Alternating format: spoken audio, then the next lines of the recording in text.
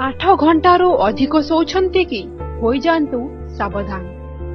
शरीर को ठीक रखिबा पाई सुनिद्रा एकांत आवश्यक।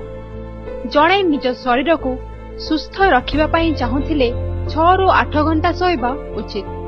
किछि लोक 6 रु 8 घंटा सोउथिबा बेले किछि लोक 8 घंटारू अधिक सोइथांती। किंतु आपण जानिछन्ति कि केवल कम सोइबा द्वारा नुहे 8 घंटारू अधिक सोइबा द्वारा मध्य स्वास्थ्य पाई हानिकारक होइथाय। आसंतु जानिबा दरकार ठारू अधिक सोइले केउ सब शारीरिक समस्या देखा जाइथाय। जदि आपण कोनोसी शारीरिक परिश्रम न करी अधिक समय सोउछन्ति तेबे खाद्य थिबा क्यालोरी शरीर रे जमा होई चर्बी को बढ़ाई थाए। एहा द्वारा आपण धीरे धीरे मोटा हेबाकू लागि थांती। अधिक समय पर्यंत सोइबा द्वारा हृदजनित समस्या उपजी थाए।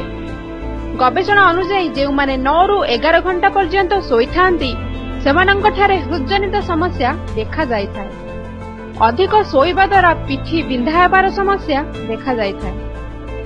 8 घंटारू अधिक सोइले टाइप 2 डायबिटीज हेबार आशंका बढ़ी जाई थाए, जहा पाई शरीर को एक्टिव एवं फिट रखिबा दरकार।